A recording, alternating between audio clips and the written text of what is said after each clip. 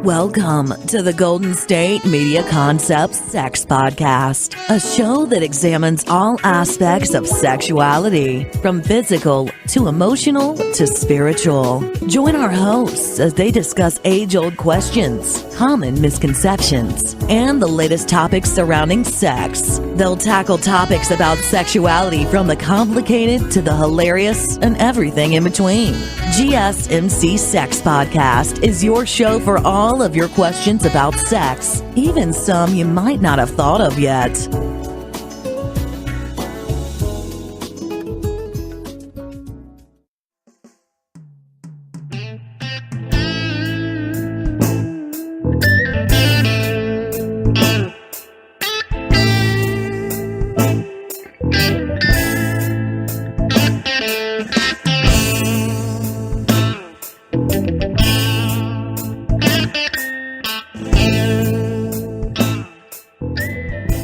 Hello, and welcome to Golden State Media Concepts Relationships Podcast, the Sex Edition.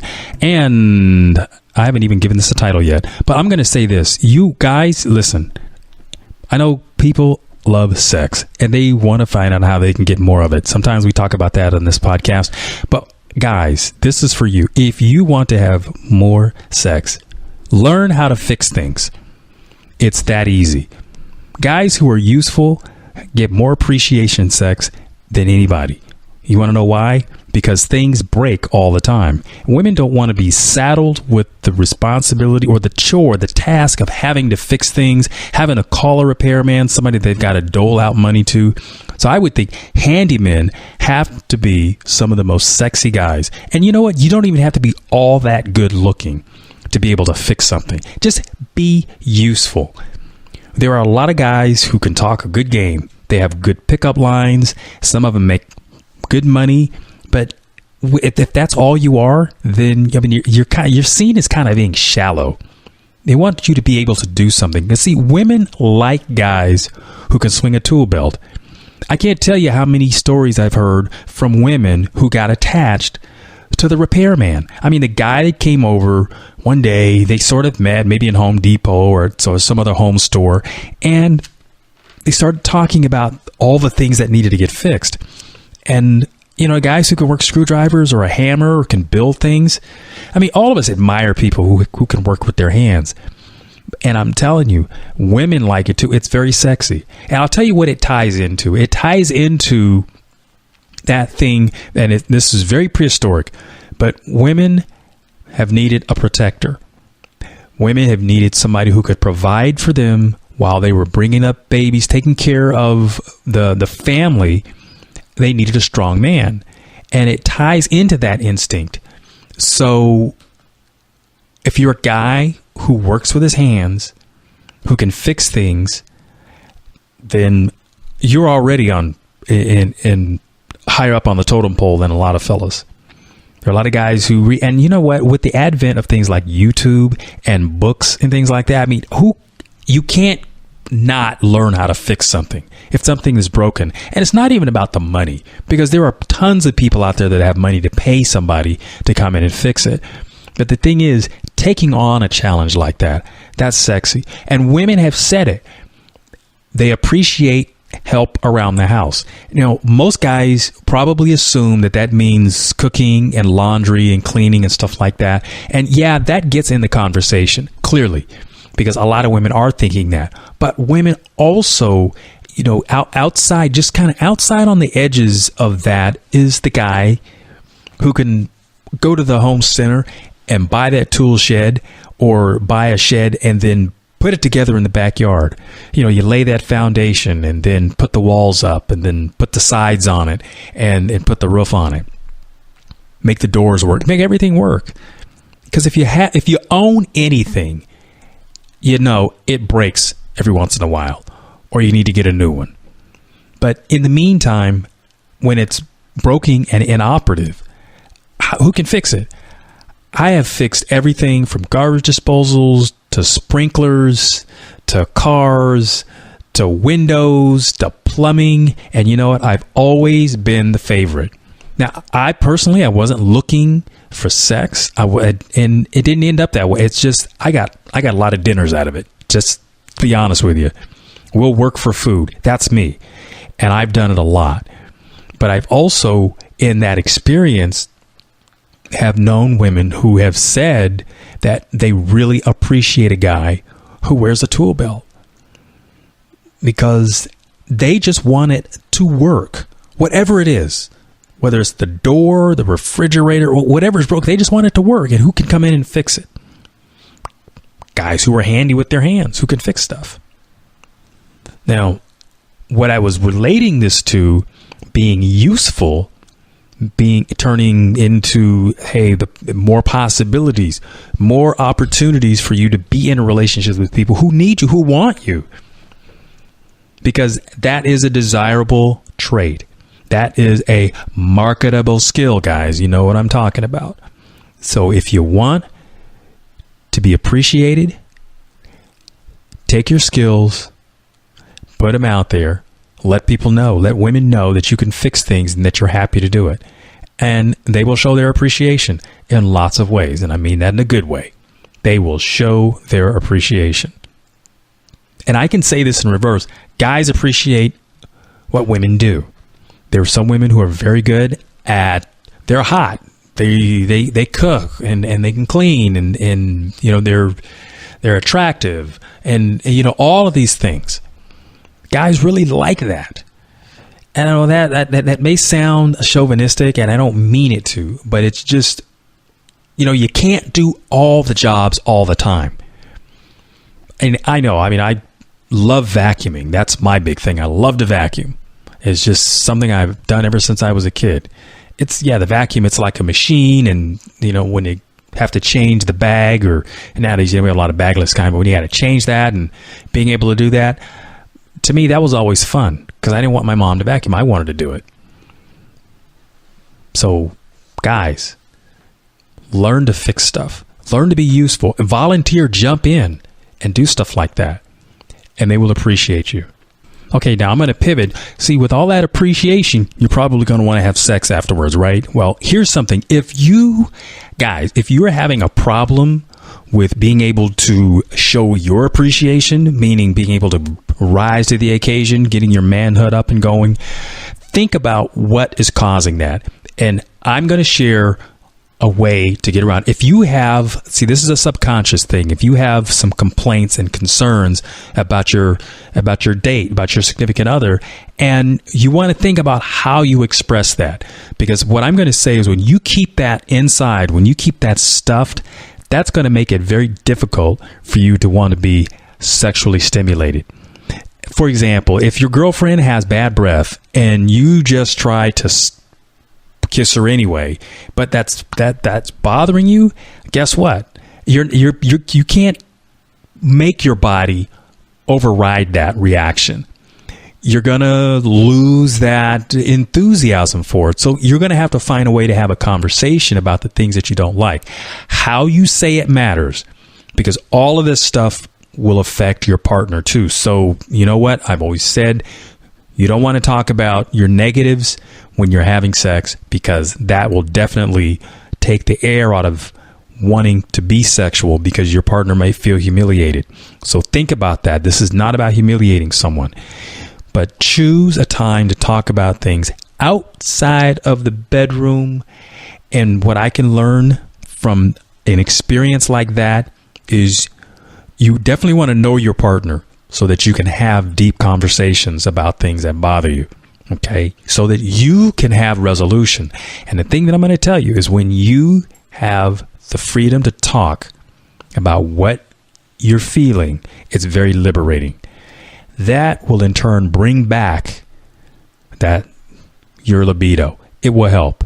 Because if you feel frustrated and stuffed and repressed, then the sex goes. There is an emotional component. And women, I hope you're listening. Men have feelings too. And they can feel sexually repressed because if they're not feeling very good about themselves, or that they have some things that are on their mind, it definitely affects them. I think we assume naturally about women, because we know that they're very emotional beings. That's a good thing. That when they are distracted and feeling overwhelmed, that they lose their drive and their libido. Well, for men, it happens just the same way.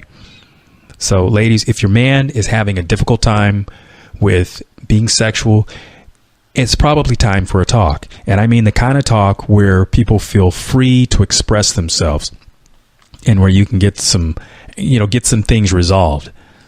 So I'm going to take a break right now, and I'm going to come back and we'll talk about some more things. Stay tuned. Want to find out what movies to go see? Then check out the GSMC Movie Podcast. It's your ticket to the latest movies, whether it's a new blockbuster event, romantic, comedy, or action flick. This show has got it all covered. They talk some what to go see now, don't bother, what's hot on Netflix, and everything in between. That's gsmcpodcast.com/movie-podcast. When it's all about the movies, it has to be this new show. Don't forget to like them on Facebook and follow them on Twitter. Visit gsmcpodcast.com for more info.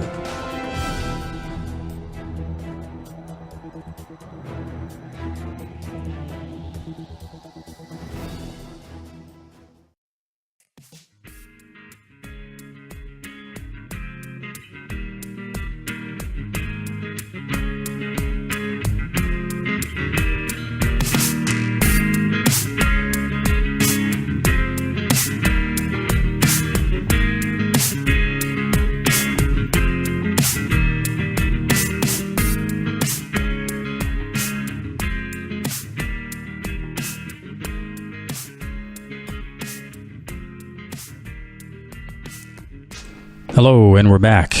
Golden State Media Concepts Relationships Podcast, the Sex Edition.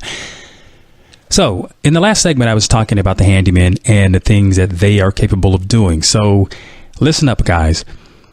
Let me tell you something else that women like. Women love touch. Okay? They love to be touched. And there's a way to do it. It's not about being rough. It's about being sensual. It's about being gentle, because I know you've got strong, firm hands. Women appreciate that. There's a time for that, to have a strong, a firm grip, but it's also nice to know that that power is there, but it can be gentle. It can be modulated. So, a nice soft touch and, hand holding. And women like that. Men love to be touched. They love to be stroked. They love to feel the caress of a woman, that hand going across their arm. And, all of these it's not sexual all the time. I mean, it could lead to that later, but this is more on the erotic side. It sort of gets there, because it's kind of can make the hair can stand up on the back of your neck sometimes, when it, just kind of gives you chills, sort of thing. But it's the nice, soft touch. And, you don't have to necessarily think about sex in the way. It's just something that's very nice to have. And it becomes erotic. And it's always available to you. I don't know anyone that has said that they don't want to be touched, that they don't want to be stroked. What tends to happen is people do get surprised that someone comes up and touches them, but if it's gentle, it's usually a pleasant surprise, and it may even seem like it's out of character for some people. So what a nice way to surprise somebody with a nice gentle stroke. And who has ever complained about getting a massage? Never. Most people really appreciate the touch of a hand giving them comfort. That's what massage therapists do all the time. Now, they're trained at it, and they're very good at it. But, hey, we don't always have time for something like that. And that is a wonderful gift to be given to your partner, and or to receive from your partner. So think about it. It goes both ways. So if you want to, let's say, change the energy, create some closeness, I'd say do a little touching, a nice little soft stroke, some body rubs. Those things work. And, I'm suggesting non-genital types of body rubs, those kinds of things, because, we know the erotic areas on a person's body, but we're talking about avoiding that for a while. It helps set the mood. Now, guys, I know one of the hardest things for a man to do is to wait. Guys can be impatient because that's kind of just how men are generally. Not always. But when you learn to have patience in your lovemaking, you will be rewarded. See, it takes much longer for women to get aroused than men. That, if you don't already know that, then let me state it again. It takes much longer for women in general to get aroused than it does for men.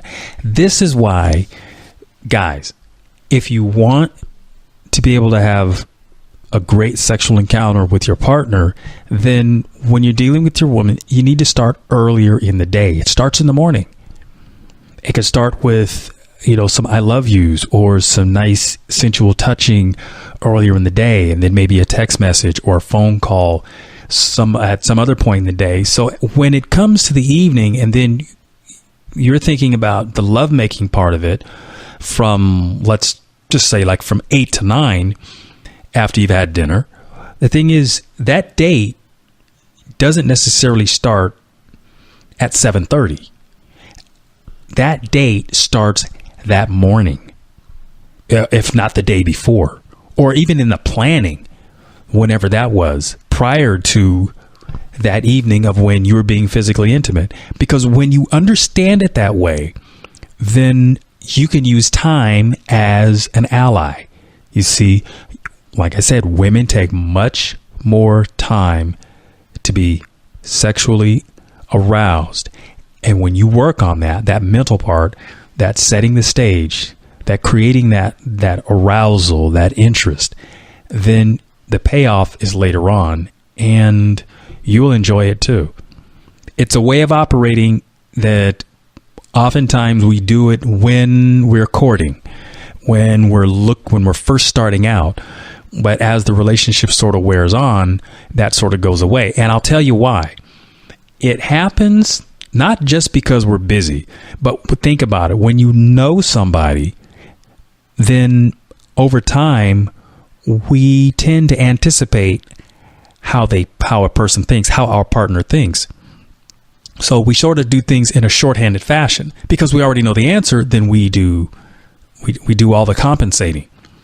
Well, when it comes to the lovemaking part, then you have to think about it that you can't short circuit that. You can't jump ahead.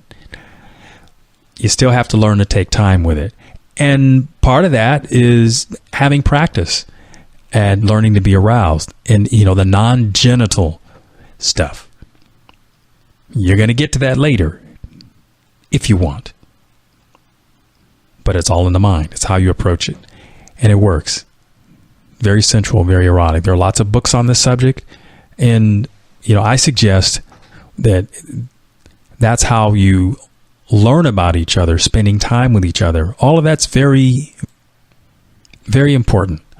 And women, what I want to share with you in terms of how men operate, here's what really helps a guy to know that it's working. It's give him encouragement. Validate the fact that he's doing the right things. Show the smile. And, don't hold back on that, because the thing is, what men look for in the relationship is the approval. It's the acceptance. It's the respect. Men really appreciate that. And when you make the overture to show those kinds of things, you will get a response back, and it's really appreciation from the guy. Because I will share something with you in terms of how men operate, and women often wonder how come guys cheat on them. They wonder this all the time. I'll give you a reason. It's not just because it's easy sex. It generally starts as a guy feeling like he's appreciated by the other woman. Think about that. That's emotional, isn't it? It's not always about just getting laid. It is really one of those things about feeling appreciated. So if you do that, you can begin to kind of affair-proof your relationship. I know that may seem hard to do because women are known to feel that lack of appreciation, and that's why women have affairs, because their affairs are more about emotion, and they say men's affairs are more about being physical. Well, I just kind of flipped that on its ear a little bit, because I can tell you that guys do like being faithful to their partner, but guys are definitely susceptible to not feeling appreciated, and if because they lack self-esteem. There's a whole host of reasons why that happens. But if you give that appreciation, he will be loyal to you. And part of that also leads to great sex. He will bring it home all the time. But it's so you see, this is like a mutual appreciation party. That's what I call it. And when you guys can give to each other that way, it's great. So women definitely appreciate men who listen to them and take them seriously. And men feel the same way. I think oftentimes in the conversation part of this, women use words to bridge the gap and men use sex to bridge the gap. So there's a thought. There's a way of communicating that's sort of a little bit, I think we can both understand from that aspect why men think one way, women think another, but that's on the outside. But I think emotionally, we both can come somewhere in the middle and really satisfy each other's need to be sexual, to be close, to feel respected, to feel loved, cared about. So I'm going to take a break right here, and I'll be back, and I'll wrap this up. Stay tuned. Tired of searching the vast jungle of podcasts? Now listen close and hear this out. There's a podcast network that covers just about everything that you've been searching. Hey! The Golden State Media Concepts Podcast Network is here. Nothing less than a podcast bliss with endless hours of podcast coverage. From news, sports, music, fashion, cooking, entertainment, fantasy, football, and so much more. So stop lurking around and go straight out to the Golden State Media Concepts Podcast Network. Guaranteed to fill that podcast itch. Whatever it may be. Visit us at www.gsmcpodcast.com. Follow us on Facebook and Twitter, and download us on iTunes, SoundCloud, and Google Play.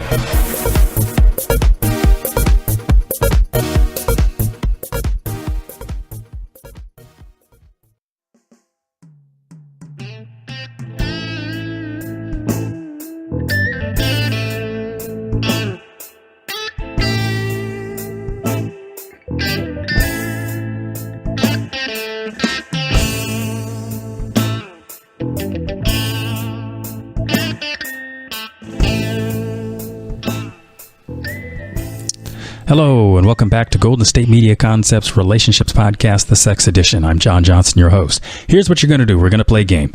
I want you to write down your sexual fantasies on a piece of paper. I want this to be something that you can do with your partner. Okay? So you write them down, you tear the strips off, and then you fold them, you put them in a hat. So here's what we're doing. The reason we're going to fold them and put them in a hat, so you can't see. You're going to shake that hat up, and you're each going to pull out two. You're going to each pull out two, because what we're going to do is we're going to have an opportunity to do our sexual fantasies. And whatever it is, you and your partner have to agree to do it. So we're definitely going to have to keep things in the pocket. You got to write down things that you know that you're capable of doing. You know, you can't jump out of an airplane and have sex before you pull a parachute. That's kinky stuff, but I don't think you can really work that.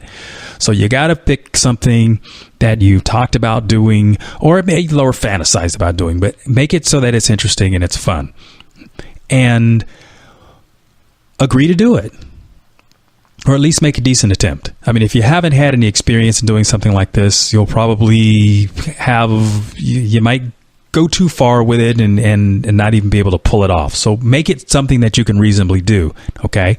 Something that you can have fun with, something that you and your partner can talk about and create good memories. Because this is part of intimacy.